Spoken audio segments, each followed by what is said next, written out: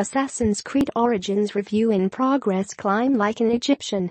It all makes sense once you know the team who worked on Assassin's Creed IV. Black Flag worked on Assassin's Creed Origins, which is to say, the reboot has been rebooted.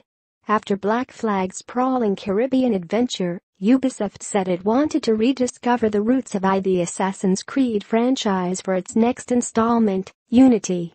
And laugh at Unity's abysmal launch all you want, I certainly did. It accomplished Ubisoft's goal. Unity brought the series back to the Assassin's Creed 2 era, focusing on a single city, Paris, with enough towering cathedrals and palaces to let the reworked parkour mechanics shine.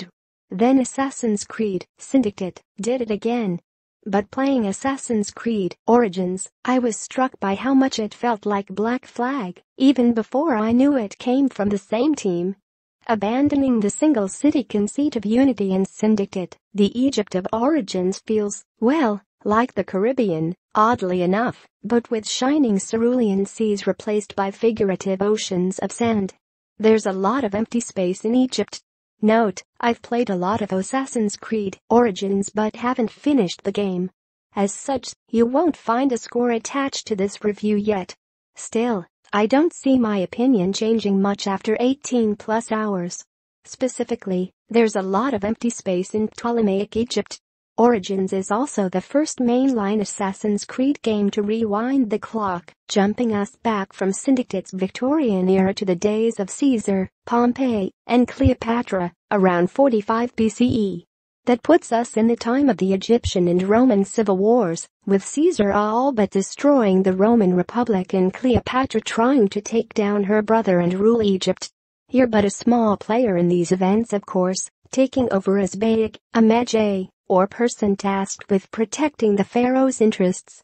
And like most Assassin's Creeds, Bayek's personal mission of revenge soon expands and brushes up against the interests of those larger historical figures.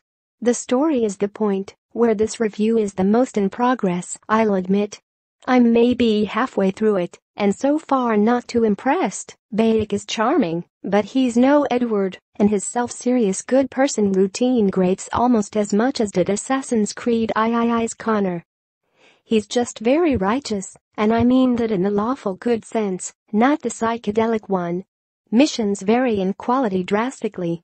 Some blossom, small events spiraling into larger and larger sequences until a mission that began with a single cast-off bit of papyrus has you delving into forgotten tombs.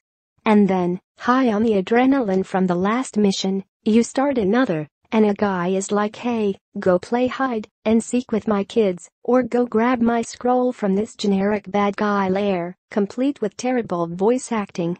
There are some interesting twists on the formula, plus a few good callbacks in the prequel-sequel mold, but so far it's the setting that's pulling most of the weight.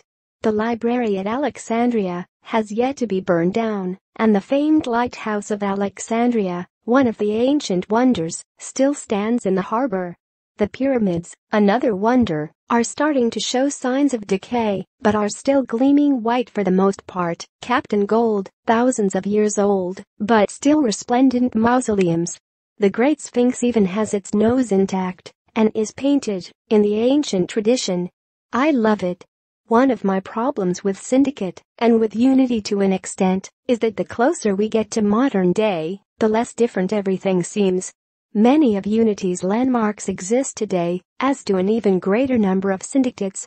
While it's quaint to see London streets filled with horses, hand-drawn signs, and Dickensian characters, there's a familiarity.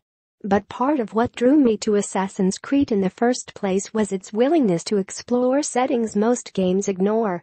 Origins succeeds admirably in this respect, recreating most of Egypt as it existed in the mid-40s BCE, from the flooded banks of the Nile to the Hellenic streets of Alexandria. It's a marvel to just wander the world, climb the pyramids, hang off the Sphinx's face, and so on. Living history. A sidebar about microtransactions. Saying that spending money will enhance the game? Ugh. Unfortunately, to create the sense of scale, well, as I said, there's a lot of empty space. Origins Egypt is made up of important points of interest surrounded by nothingness, much like Black Flag. But unlike Black Flag, where sailing was an engaging experience all its own, with pirates singing and one eye always on the horizon scouting for enemies, Origins is just you riding your horse across endless deserts. It's boring. Boring enough that Assassin's Creed Origins even provides an autopilot button. Set a marker on your map, and your horse will ride there on it.